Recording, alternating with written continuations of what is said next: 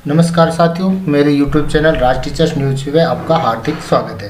दोस्तों, आज के इस वीडियो में अपन जानने वाले हैं कि SSO ID पर अपना जो अचल संपत्ति विवरण है IPR 2025 है वो किस प्रकार भरें। तो दोस्तों, वीडियो शुरू करने से पहले बता दूं, अगर चैनल पर नए हैं तो चैनल को सब्सक्राइब जरूर कर लीजिए और डिस्क्रिप्शन में जाके व्हाट्सएप चैनल और टेलीग्राम चैनल ज्वाइन कर लीजिए। वहां से आपको विभिन्न विभागीय आदेशों की PDF, नवीनतम अपडेट तथा वीडियोज के लिंक लगातार मिलते रहते हैं। तो शुरू करते हैं दोस्तों आज का वीडियो। सबसे पहले अपन गूगल पे जाके SSO लॉगिन पे जाएंगे और वहाँ पर अपने SSO ID के ID और पासवर्ड डालकर लॉगिन कर लेंगे। लॉगिन करने के बाद में इस तरह से पेज आपके सामने ओपन होगा। आपकी जो एम्प्लॉय ID है, SSO ID है, वो यहाँ पर आपको शो हो जाएगी। इसके बाद में बहुत सारे आइकन अपने इस प्रकार मिलते हैं। आप ये मोबाइल से भी कर सकते हैं, PC से भी कर सकते हैं। तो इसके अंदर दोस्तों एक दे रखा है राजकाज IPR अचल संपत्ति विवरण। तो राजकाज IPR आपको यहाँ मिल जाएगा, यहाँ नहीं मिलता है। आपने पहले नहीं भरा है तो आपको यहाँ नहीं मिलेगा ये।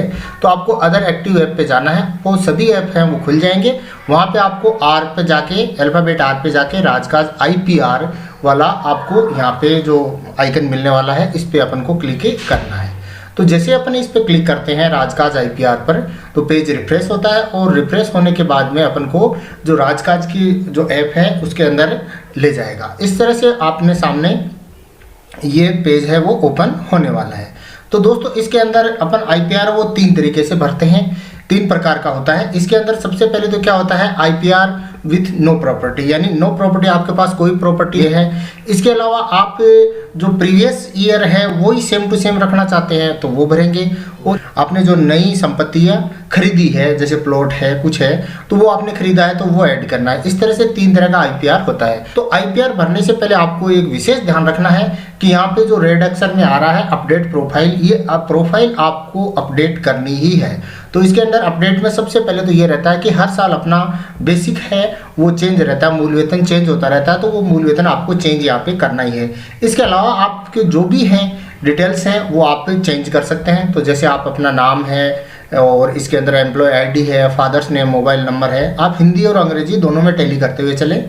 आपने पहले IPR भर रखा और सही कर रखा है तो ये यहाँ पे सही आएगा। फर्स्ट टाइम भर रहे हैं तो आपको दोस्तों इसके अंदर ये आपको जो सही नहीं है तो आप यहाँ से एडिट कर देंगे इसके अंदर। इसके अलावा अपॉइंटिंग डिपार्टमेंट है वो elementary education, secondary education, other वगैरह जो भी है, और पोस्टेड डिपार्टमेंट या ऑफिस कौन सा है वो भी आपको करना है। सर्विस टाइप सबऑर्डिनेट है या स्टेट सर्विस है वो आपको यहाँ पे सिलेक्ट करना है। और इसके अलावा दोस्तों जो आप ग्रेजुएटेड है, नॉन ग्रेजुएटेड है, कौन सी डेसिग्नेशन यानी आपका पद कौन सा है वो आप यहाँ पे सभी सिलेक्ट करके सही भरें। आपका पहले से भरा हुआ है तो सही आ जाएगा, नहीं भरा हुआ है तो आप इसको चेक कर दें, जरूर चेक करें। इसके अलावा पे कमीशन कौन सा चल रहा है वो है, ठीक है। आपकी जो एम्प्लॉय पे स्केल है L10, L11, 12, 13 या 5 जो भी है वो आपको यहाँ पे सेलेक्ट करके भरना है। इसके बाद में अपन नीचे की तरफ जो सभी के चेंज होने वाली चीज़ है वो है यहाँ पे बेसिक पे, यानी आपका बेसिक कितना है। तो हर साल ये चेंज होता रहता है तो ये हर बार एडिट होता ही है। तो अपन यहाँ पे बेसिक चेंज करेंगे। जो प्रोबेशन में है वो अपना फिक्स वेतन है, जो भी है वो फिक्स वेतन वो यहाँ पे आपको फिलअप करना है। और फिलअप करने के बाद में आपको यहाँ पे फिलअप करना है। फिलअप करने के बाद में ये कैप्चा डालने हैं। कैप्चा डालने के बाद में यहाँ चेक बॉक्स दे रखा है, चेक बॉक्स पे टिक करना है और टिक करने के बाद में आपको सेव करना है। तो मैं मेरे यहाँ पे जो भी डिटेल्स हैं बेसिक है वो चेंज कर देता हूँ और चेंज करने के बाद में कैप्चा डाल के चेक बॉक्स टिक करते हुए इसको सेव कर देता हूँ। तो इन तरह के 3 प्रकार के IPR जो भरने होते हैं। आज की इस वीडियो में अपन जानेंगे कि प्रॉपर्टी आपने अभी खरीदी है इस वर्ष, विगत वर्ष में, तो वो प्रॉपर्टी है वो आपको यहाँ पे जो फिलअप करनी है और फिलअप करने के बाद में आपको यहाँ पे इसको भरना है। तो दोस्तों, इसमें पहला है जो please check to fill IPR with no property return. तो ये आपको टिक नहीं करना है क्योंकि आप प्रॉपर्टी यहाँ पे सेव करने वाले हैं, प्रॉपर्टी आप भरने वाले हैं। प्रॉपर्टी टाइप करना है तो प्लीज सिलेक्ट, तो यहाँ पे अपन सिलेक्ट करते हैं। सिलेक्ट करने के बाद में agriculture, commercial, residential, industrial, other, ये जो भी है उसमें से जैसे भी आपकी प्रॉपर्टी खरीदी है तो वो यहाँ पे आपको मतलब सिलेक्ट करना है। तो जैसे मैं यहाँ पे रेजिडेंशियल सिलेक्ट कर लेता हूँ। फिर प्रॉपर्टी सब टाइप है, तो सब टाइप में आपको क्या करना है दोस्तों, यहाँ पे क्या करना है, बिल्डिंग है, इंडिपेंडेंट हाउस है, प्लॉट, लैंड जो भी है, जैसे आपने प्लॉट खरीदा है तो यहाँ पे प्लॉट सिलेक्ट कर लेते हैं। अब एड्रेस लोकेशन यानी लोकेशन आपको बतानी है, रूरल यानी ग्रामीण है या अर्बन यानी शहरी है, तो वो यहाँ पे आपको फिलअप करना है और उसका एड्रेस भरना है कि कहाँ पे है वो। तो आप इसके अंदर एड्रेस जैसे जो भी वार्ड नंबर या फिर जो भी कुछ होता है एड्रेस 2 लाइनों में आप यहाँ पे भर सकते हैं। कंट्री ऑटो सेलेक्ट आ रही है दोस्तों, स्टेट आ रहा है आपका, और इसके बाद में डिस्ट्रिक्ट आपको सिलेक्ट कर देना है, सिटी सेलेक्ट कर देनी है, और वार्ड नंबर है वो आपको यहाँ पे सिलेक्ट कर देना है। और सिलेक्ट करने के बाद में दोस्तों आपको पिन कोड यहाँ पे भरने हैं।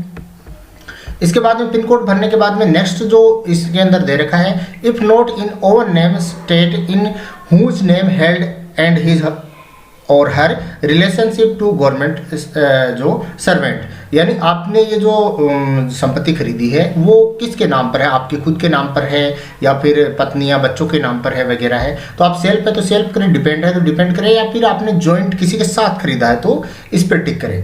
इसके बाद में हर्ड यानी आपने ये प्रॉपर्टी है वो कहाँ से ली है यानी किससे ली है, तो ये प्रॉपर्टी आपने किससे ली है ये आपको यहाँ पे शो करना है। तो जो मैनर एक्वायर्ड यानी इसको सिलेक्ट करना है। सिलेक्ट करने के बाद में आपको दिखाना है कि आपने खरीदा है या फिर दोस्तों गिफ्ट दिया है या फिर अदर कोई है, तो इस आधार पर आपने परचेज किया है तो परचेज सिलेक्ट करें, गिफ्ट है तो गिफ्ट सिलेक्ट करें, अन्य कोई है तो यहाँ पे अन्य कोई सिलेक्ट करें। जैसे परचेज सिलेक्ट किया है तो सब मैनर एक्वायर्ड है, तो इसके अंदर आपने लिखा है financial support from family member से लिया है, लोन लिया है, सेविंग से लिया है, या मल्टीपल आपके पास सोर्स हैं तो वो आपको करना है। तो जैसे अपन यहाँ पे करते हैं कि मैंने सेविंग से लिया है। तो इसके बाद में आपको यहाँ पे डेट है, तो आपने किस डेट को ये परचेज किया है यानी आपकी रजिस्ट्री या पट्टा किस डेट को बना है, तो वो डेट आपको यहाँ पे फिलअप करनी है। फिलअप करने के बाद में अपन नीचे की तरफ स्क्रॉल करके इसमें देखते हैं कि और कौन कौन से ऑप्शन है। इसके अंदर देख रखा है दोस्तों detail of person organisation from whom property was acquired, यानी आपने प्रॉपर्टी किससे ली है तो वो उसका नाम यहाँ पे लिखना है, उसके कॉन्टैक्ट नंबर लिखने हैं और उसका एड्रेस लिखना है जिससे आपने खरीदी है। Annual income from the property यानी प्रॉपर्टी से कोई एनुअल इनकम हो रही है या फिर ऐसा कुछ है तो present value of the property यानी प्रेजेंट वैल्यू क्या है प्रॉपर्टी की, किस तरह की है, तो डीएलसी रेट पे आपने जो भी खरीदा है तो वो रेट है आपको यहाँ पे लिखनी है। एनुअल इनकम फ्रॉम प्रॉपर्टी, तो प्रॉपर्टी से कोई एनुअल इनकम है तो यस करें, अन्यथा आप नो करें। यस करेंगे तो आपको यहाँ पे एनुअल इनकम कितनी हो रही है वो शो करनी पड़ेगी, अगर नो करते हैं तो आपको यहाँ पे कुछ भी फिलअप नहीं करना होगा। इसके बाद में रिमार्क है तो रिमार्क आप कुछ डालना चाहें तो डाल सकते हैं, और डालने के बाद में आप अगर इसी प्रॉपर्टी आपने एक ही प्रॉपर्टी सेव करना चाहते हैं तो इस पर क्लिक करें, अन्यथा आप ये सेव करके और आपके पास 2 प्रॉपर्टी या 3 या 4 खरीदी है तो सेव एंड न्यू पर क्लिक करें। तो आप जैसे आप सेव एंड न्यू पर क्लिक करेंगे तो नेक्स्ट प्रॉपर्टी के लिए ऐसा ही पेज वो ओपन हो जाएगा। तो आपकी एक प्रॉपर्टी 2, 3, 4 जितनी भी है वो आप सेव एंड न्यू के आधार पर करते जाएं, और लास्ट फाइनल हो जाए तो आपको यहाँ पे सेव बटन पर क्लिक करना है। तो जैसे ही सेव बटन पर क्लिक करते हैं तो सेव बटन पर क्लिक करने के बाद में ये पेज आपके सामने ओपन होता है। इसके अंदर आपने जो भी अभी फिलअप किया है वो यहाँ पे जैसे भी आपने रेजिडेंशियल प्लॉट, परचेज सेविंग है, 2024 है, वैल्यू है और एनुअल इनकम और एड्रेस उसका आ जाएगा। तो इसमें आपको क्या करना है, यहाँ से चेक बॉक्स है वो टिक करना है दोस्तों। तो जैसे चेक बॉक्स टिक करेंगे और यहाँ पे सबमिट आईपीआर है वो यहाँ पे क्लिक कर देंगे। तो जैसे सबमिट आईपीआर पर क्लिक करेंगे तो इस तरह से पेज आपके सामने ओपन हो जाएंगे, ये आपकी पूरी डिटेल रहेगी। और डिटेल रहने के बाद में दोस्तों नीचे की तरफ स्क्रॉल करके अपन इसमें देखते हैं आपकी प्रॉपर्टी डिटेल है वो यहाँ पे आप चेक कर सकते हैं। चेक करने के बाद में वेरीफाई एंड सबमिट पर क्लिक करते हैं। तो जैसे वेरीफाई एंड सबमिट पर क्लिक करते हैं तो क्लिक करने के बाद में do you want to submit IPR, after submitting IPR you will not able to edit a detail, जो डिलीट इसको कर नहीं पाएंगे, यानी आप एडिट भी नहीं कर पाएंगे, डिलीट भी नहीं कर पाएंगे। तो अपन को यहाँ पे कोई दिक्कत नहीं है, अपन सबमिट करना चाहते हैं तो सेव पर अपन ओके है वो करते हैं। और जैसे ही सेव पर क्लिक करते हैं तो अपने पास जो मोबाइल नंबर सेव्ड है इसके अंदर तो उस पर अपन को आधार लिंक से OTP प्राप्त हो जाता है। तो वो OTP अपन को यहाँ पे डालना है और वेरीफाई OTP पे क्लिक करना है। तो मैं यहाँ पे जो अपना OTP डाल के वेरीफाई OTP पे पर क्लिक, तो जैसे आप वेरीफाई OTP पे पर क्लिक करते हैं तो क्लिक करने के बाद में इस तरह से आपके सामने जो पेज है वो ओपन हो जाता है और इसके अंदर IPR 2025 है वो यहाँ पे आपको मिल जाएगा। यहाँ पे आप क्लिक करेंगे तो आपकी PDF है वो यहाँ पे आपके डाउनलोड हो जाएगी, और डाउनलोड होने के बाद में आप यहाँ से इसको चेक कर सकते हैं।